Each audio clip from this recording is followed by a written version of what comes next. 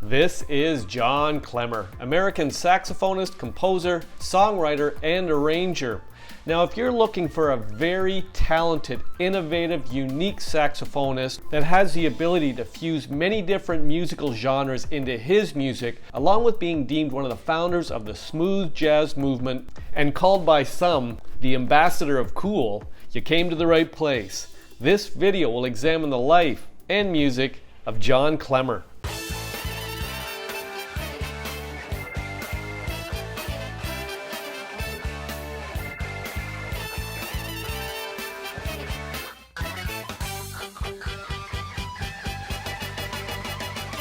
Welcome back to my channel. John T. Klemmer, born July 3rd, 1946, is an American saxophonist, composer, songwriter, and arranger. He was born in Chicago, Illinois, USA, and began playing guitar at the age of 5 and alto saxophone at the age of 11. His other early interests include graphics and visual art, writing, dance, puppetry, painting, sculpting, and poetry. He studied at the Art Institute of Chicago and began touring with midwestern ghost big bands Les Elgart and Woody Herman, as well as playing with small local jazz and rock groups. After switching to tenor saxophone in high school, Klemmer played with commercial small groups and big bands in Chicago while leading his own groups and touring. Klemmer had extensive studies in music, taking private lessons as a youth and in college in piano, conducting, harmony, theory, composition, arranging, clarinet, flute, and classical and jazz saxophone. He studied saxophone and jazz improvisation with noted Chicago saxophonist and teacher Joe Daly. He attended the Interlochen National Music Camp.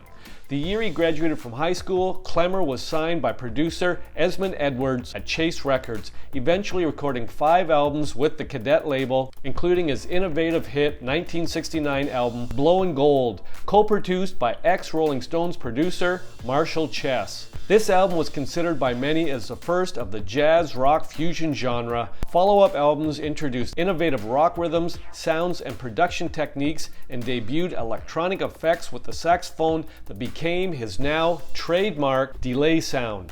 Klemmer led his own groups touring the USA, using the cream of the Chicago sidemen such as Jody Christian, Wilbur Campbell, and Cleveland Eaton, while occasionally performing in tandem with good friends such as jazz artist Eddie Harris and Oscar Brashear, arranger Les Hooper, and rock artists such as James William Guercio, later to produce Blood, Sweat, and Tears in Chicago, and various rock artists such as guitarist Harvey Mandel. Klemmer did his first PBS special with WTTW TV Chicago.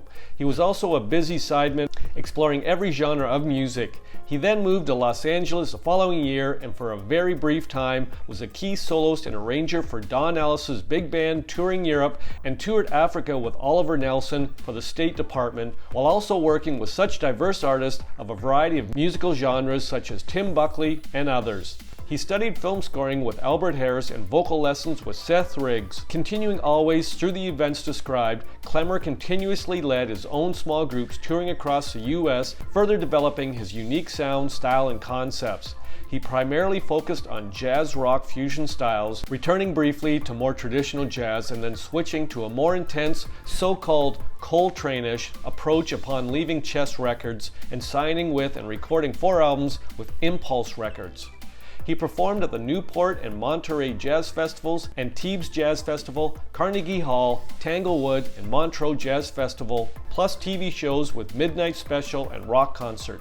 Klemmer has composed all songs for many of his albums, amassing a large and valuable publishing catalog, but he has also collaborated and co-written musically and as lyricist with many pop songwriters such as David Batteau, with the UK hit Walk in Love recorded by the Manhattan Transfer, Danny O'Keefe, Clint Holmes, Pamela Olin, and many others. After another of his many controversial sabbaticals, he again changed musical direction by then moving to ABC MCA Records, briefly returning to his early R&B and pop roots.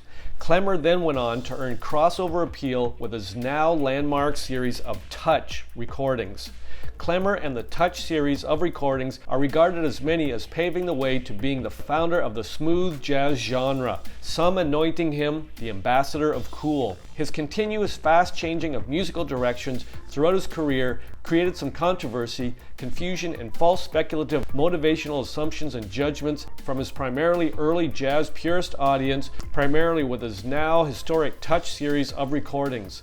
His managerial associations with noted former Doors manager Bill Sidens and with Faith Hill, Keith Urban, and James Taylor manager Gary Borman helped Klemmer expose his music to a growing number of pop, rock, R&B, and adult contemporary audiences. He toured extensively as headliner and with package tours with George Benson and Herbie Hancock, plus numerous TV appearances arranged by the William Morris Agency.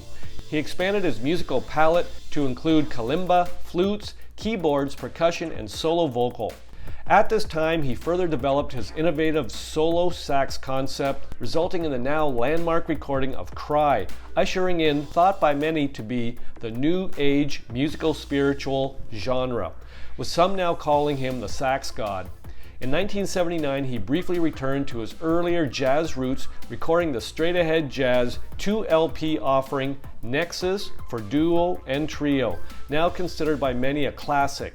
A personal request of Clive Davis, performer Arista Bluebird RCA Records, followed by occasional special recording projects such as a dual recordings with Joe Sample and Oscar Castro Neves. Following another of his sabbaticals, he then, upon personal urging of legendary pop and rock music mogul Joe Smith, moved to Elektra Records, recording 5 albums. After another brief sabbatical, he then returned to Verb GRP for Universal Records, where his primary vast catalog of recordings reside.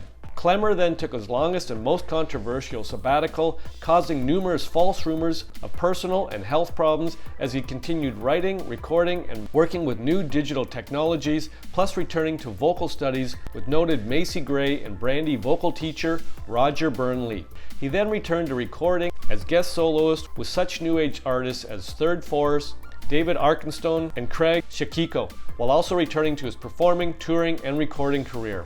Klemmer founded his own record label, Touch Records, for special projects and releases only, with the compact disc and digital releases of Making Love Volume 1, Rio Volume 1, and Rio Volume 2 as an adjunct to his major label activity, such as the Verb GRP Records release of The Very Best of John Klemmer from 2005, including 3 new recorded bonus tracks from future releases. Klemmer's music has been sampled by a large number of DJ, hip-hop, and rap artists, primarily focused on his early cadet chest recordings. I hope you enjoyed this video on one of my favorite saxophonists of all time, John Klemmer. Now, if you've got a band or artist you'd like featured on this YouTube channel, pop it in the comments section. I'll make another video. Thanks for dropping by. Rock on.